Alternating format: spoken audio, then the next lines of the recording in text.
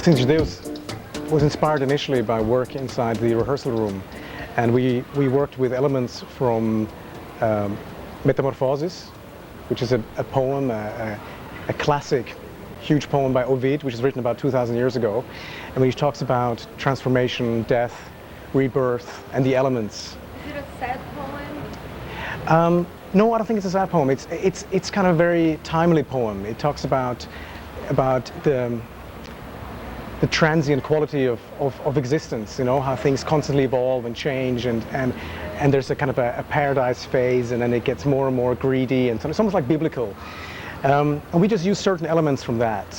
In the rehearsal room, Fernanda Lippi, in the rehearsal room as a choreographer, she gave these stimuli to the dancers to work. And like, for instance, this idea of transformation, deprivation of air, or sand or water, and so they worked with very intense kind of intense states to create movement material for this film. How was the work with the dancers? The dancers, they're all highly experienced people who've worked with Corpo Corpo and Primeiro Ato. They're award-winning people, but we offered a different kind of work to them, which is physical theater. So the dancers are encouraged to bring their own personality and their own movement material, their own past, to the rehearsal room. And Fernanda works with them, edits with them, and I give a different kind of point of view. I work with focus, you know, with the dancers. So we collaborate, and we created this piece. Fernanda choreographed at the speed of light. She created this choreography, which we were filming, and we worked on creating a story, a storyline and a point of view, a cinematic point of view. So the choreography was created directly for the film. It's not a filmed choreography. It's a very important point. You know, usually what you see on television or whatever, it's a number of cameras which film from various angles in the most complete manner possible an existing choreography. But this choreography was much more organic. You know, it was created for the camera. So as a filmmaker, we made choices. What you see, what you don't see. We chose a point of view. So it's very much an exchange. It's a merging of the languages. It's a meeting of languages, of cinema and dance. And I could also speak about Grotowski if you like. Thank you. Oops.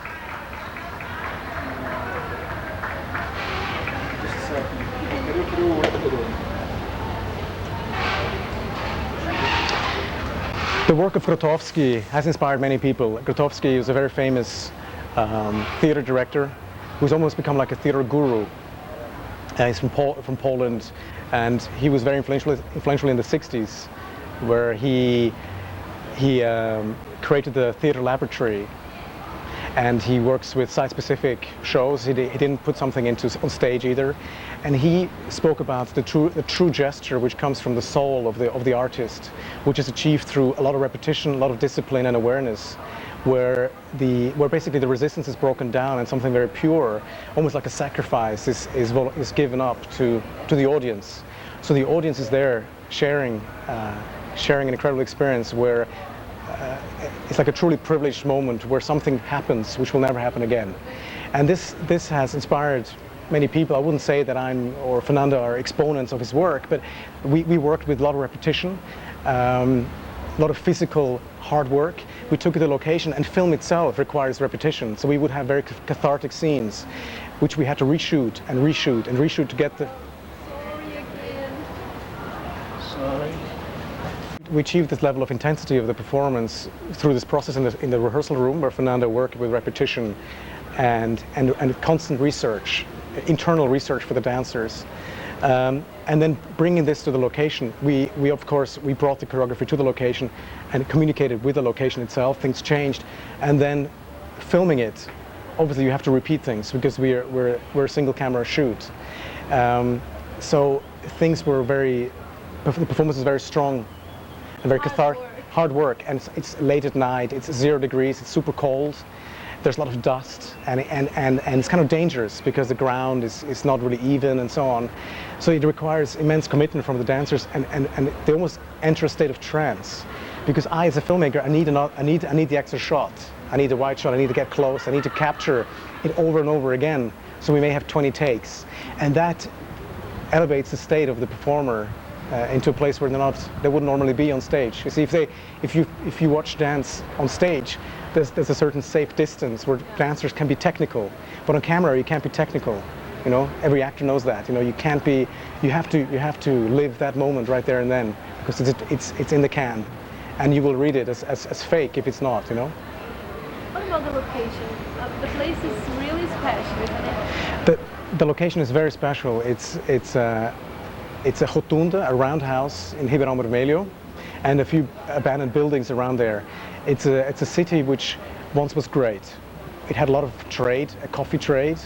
It was very rich, and the roundhouse is one of the biggest in South America. It's like a coliseum. It's huge, and so. We were working with Eduardo Andrade, who's an architect from Minas Gerais, and he remembered this location, and he brought us there, and it was incredible. It's like a testament of the past. You know, it's a ruin, but it has this grandeur, this faded grandeur about it. So it's very inspiring. It has been flooded a number of times by the power stations, the usinas. They have flooded the area a number of times. So there's a lot of dry mud. And for us, it was an incredible find because it's very atmospheric, and also it's sad that the locals are fighting for its survival, but the political interests don't really care about it. It's a cultural heritage thing, which should be preserved and kind of cherished, but it's in ruins. And we're hoping with this film to bring awareness to this as well. We're going to take the film to Ribeirão Vermelho and show it to the locals, to the prefeito. We're going to take the Lavras to talk about this, you know. To help the people fight to keep it, maybe make a cultural center or something, because it's a unique thing. Great. And how do you tell a story without text and only with dance and music? You tell a story in the film? There's a story told in the film, and it's a point of view of a character called Elo, which is Eloy Dominguez, the dancer, and she enters the world of the past and encounters characters who are moving and repeating certain scenes, and it's almost like their souls inside these buildings. And it's a bit like if you go to an old place, you maybe can almost feel an era gone by. So she interacts with these people, and it could be that they are part of her life, that they are elements of her life, and she releases these characters from their constant repetition, their karmic repetition in a sense. But it's a very open form. It's a poem. It's a visual poem. So there is no voiceover, there's no speech. It's just you hear voices, you hear sounds of the body and the music and the physical language, the physical theater. It's not pantomime, and as I said, it's not a film choreography. It's really a film trying to tell a story with movement. And it's basically it's a stream of consciousness film. So it's very important that people leave behind preconceived ideas. You know, it's not an easy film to get into right away, but what we require is just for people to be open for a last sort of first 20 minutes to get into it. And people cry, people laugh, people are very strong. I mean, we had a critic in Sao Paulo who ran out of the film crying. She couldn't talk to us. She was so kind of upset. We've had screenings in London where people who are they're not intellectuals, they're not necessarily dance people, but they have a strong response, a gut response. You know, they get reminded of their death in the family, or they feel it's a story about a woman encountering somebody who raped her in the past. You know, people bring their own interpretation, their own life experience to it, and I think that's.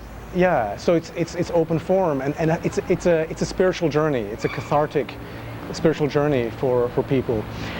And of course, some people don't get it, some people won't like it, but you can't please everybody. And I think we have maintained an artistic integrity about it, you know, which we are happy about, and it's there for anybody to see it. As I said, I'll be very happy if simple people see it also, who may not able to be to read and write, but have an open heart to see it. They will get something out of it, for sure. In fact, on location, we worked with a local crew, with very simple people who live there. They were our assistants, and they were very intrigued, and they worked for 16, 18 hours on set. and they wanted to have the music from the film, and they were very touched by what was going on. They'd never seen contemporary dance. But the fact that we're able to touch these people as well is very important to us. And why you decided to film in Brazil with a Brazilian company? Why Brazil? Well, I personally have a strong history with Brazil. I came here when I was 20. I traveled for 6 months, the whole Northeast and the Amazon. I grew up in Switzerland, which is a very repressive society, and I needed to get out of that. And Brazil was the obvious choice for me at the time. And I've come back many times since. We have a film company and a dance company, of which I'm artistic director, Zikzira, in London, but we formed it here in São Paulo also. And simply because I found Europe has had its day in many ways. You know, it's things have been regurgitated and repeated so many times, and Brazil has so much potential, and I feel very connected to Brazil, and it's very much about exchanging, a cultural exchange. You know, it's a cast that's Brazilian, a choreographer that's Brazilian. It's a crew that's mostly Brazilian here, with an English director of photography, and then post-production in England. So, and music which comes from Canada, from France, from Estonia, from Colombia. So we're interested in this cultural exchange. I find it inspiring because I'm not English. My father's Italian, my mother's Swedish. I grew up in Switzerland, so I have many elements that interest me. And Brazil is becoming more and more part of me as well. Many things I'm learning here and discovering here, you know. I'm a producer of music, so I can DJ, I can play guitar, or sometimes I go into a studio with musicians and I just give orders, you know. I say, you should do this, you should do that. So I work mainly with my ears and my good taste, or bad taste, it depends. And so yeah, it's mix different kind of music or different beats of music all together to try to create something new or different. Okay, what about the film? So the film, the music was already selected. Andre Semenza, the director, chose some tracks, and instead of, you know, in a movie you got, the music is used just to say the same thing as the image, you know. If you got some people running, you got fast music. If you got people kissing each other, it's music with strings. And so I think he wanted something different. So we took some beats of one track, some beats from another track, and we mixed together. Or I use, for example, an old track of mine in the movie, and I redo everything just to fit in the movie. And what are the feelings you want to pass with the music in the film? I think it was something sad. I'm not really into dance at all. You know, I'm not into modern dance. When I DJ, I like when people they dance, but myself, I never go clubbing. So it was quite new for me. And we already got the image, and we have to put music on top of them, which is, you do the other way first. You got some music and people dance on music. And for this movie, it was the other way. So it was interesting to fit with the movement, but maybe bring something else. So. And I'm into sad music, you know. Even if I do music myself, it's always a little bit sad. So I don't know, it's like this. Is it your first time in Brazil? Second time. I played there last year in May. And I've been touring Rio, Sao Paulo and Belo Horizonte. What do you think about Brazil? This time it was really raining. Sao Paulo was freezing cold. Yeah. Belo Horizonte was great. I'm from there. No, we went into, what's the name of the an old town with Uro, I don't remember. Ouro Preto? Yeah, nice town, really strange, you know.